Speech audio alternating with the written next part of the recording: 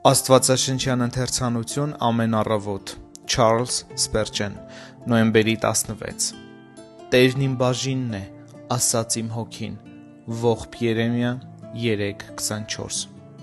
Այստեղ չի խոսվում այն մասին, որ Տերը մինչև որոշ աստիճանի իմ բաժինն է, կամ այն մասին, որ նա իմ էության մասն է, այլ այն մասին, որ նա լիովին և բոլոր առումներով իմ հոգու բովանդակությունն է, դրա ժառանգությունը։ Դրանով արտահայտված է ամենը, ինչ մենք ունենք, կամ ինչին ձգտում ենք, Տերն իմ բաժինն է։ Այլ կերպ ասած, մեր բաժինն է ոչ միայն նրա շնորհքը, ոչ միայն նրա սերը, ոչ միայն նրա ուխտը, այլև ինքը Եհովան։ Նա ընտրել է մեզ, որ մենք դառնանք իր բաժինը, իսկ մենք ի պատասխան ընտրել ենք նրան, որ նա դառնա մերը։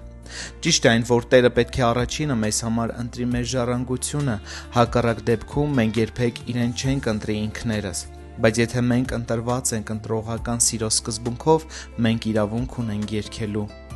Աստված սիրել է, Աստված ներել, պատասխան սիրով եմ ես բորբոքվել,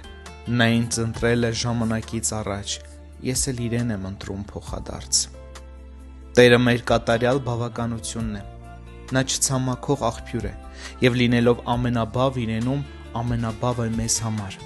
Բոլորովին հեշտ չէ բավարարել մարդկային ցանկությունները։ Երբ մեզ թվում է, որ մենք բավարարված ենք, մենք շուտով հայտնաբերում ենք, որ մեզ ինչ-որ բան պակասում է, և մեր ողջ էությամբ խնդրում ենք.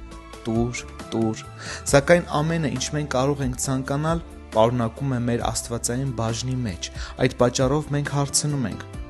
ում ունենք երկնքում, բացի քեզանից, երկրի վրա քեզանից էլ բացի ոչ մեկին չեմ ուզում։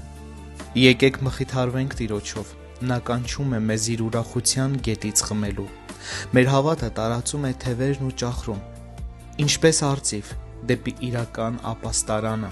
դեպի աստվածային սիրո թագավորությունը։ Ինձ վիճակվել է ցանկալի տեղեր, հիրավի ես լավ ժառանգություն ունեմ։ Սաղմոս 16:6 Եկեք միշտ ուրախ լինենք Տիրոջում, եկեք ցույց տանք աշխարհին, որ մենք երջանիկ օրհնյալ ժողովուրդ ենք, որպեսզի շատերը դա տեսնելով բացականչեն. մենք ուզում ենք ձեզ ճանապարհով քայլել, քանի որ իմացել ենք, որ ձեզ հետ է Աստված։